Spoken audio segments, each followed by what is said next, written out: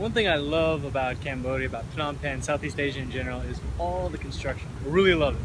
It's something I don't talk a whole lot about because I'm not doing anything in construction right now. I'm doing things with insects. I'm working on an alternative education project in Thailand for all of Southeast Asia. But one reason that I live here is because I just love to be around all this construction. And these are two big projects in Phnom Penh near Diamond Island. But there's many projects like this all over the city. And so everywhere I go, I'm surrounded by this kind of construction. Not quite this big, but construction between, say, 10, 15 stories up to these, which are, I think the bridge there is going to be like 45 or something. But one reason that I really love it, I have a little bit of a background in construction, smaller projects, did some commercial stuff as well, in my early 20s and then even earlier than that with my family. But one day, just putting this out there, one day in my life, I have a goal that I would love to develop a project just like this, or at least be part of the development, both on the architectural side, design side, and overseeing the construction and just the whole thing from ground to finished. So that's one reason why I really love being in Southeast Asia, being surrounded by so much construction, watching the buildings go up. I'm just fascinated by it. It's something that when I was young, I was very interested in architecture, but I was bad at math. So everyone told me, no, don't go into architecture. Don't do that because you're bad at math. You'll never be able to do it. So I listened to them, and that's okay. But I still enjoy everything about architecture, everything about design, just the creative process. And that's one reason why something that really irritates me actually about the development that I see in Southeast Asia is you'll see the plot, you'll see they'll fence it off, and then they'll have these renderings of this incredible building that they'll put up on the fence, like these printouts.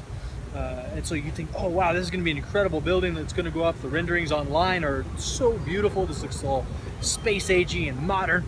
Then they build a building and it looks nothing like what they advertised. So that to me is over-promising and under-delivering, which is exactly what you don't want to do.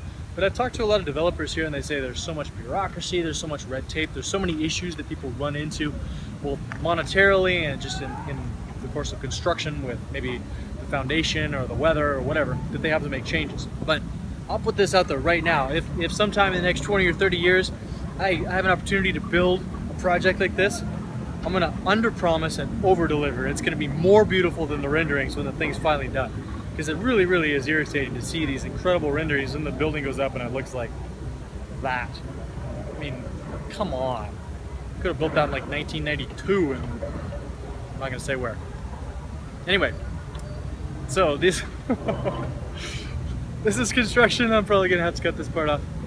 Construction in Phnom Penh that really inspires me. I just happened to end up on this little lot and I was like, oh, it's perfect, it's quiet here. I can actually make a little video and share part of why I like to post so many construction pictures and architecture and all that, because one day I want to build a project like this. I don't have to do 100 of them, just want to do one in my life and get to kind of oversee and mold the design of the whole thing, the condos, the penthouse, where the pools are, the eco-friendly side of it, where there's going to be plants and greenery everywhere. I mean, Singapore is a great example of that, much better than Phnom Penh for sure, in terms of the buildings that they're building and the LEED standards, and they have plants everywhere and trees and they're very beautiful. But Phnom Penh is cool because it's just growing from nothing. I mean, literally, when I came, it was already had buildings like this, but I've seen pictures from, say, 2008, like not even 10 years ago, and the tallest building was somewhere around like 11 or 12 stories tall. So for these, I mean, the growth that's happened just since I've been here in the last 4 years is incredible. So it's been fun to watch.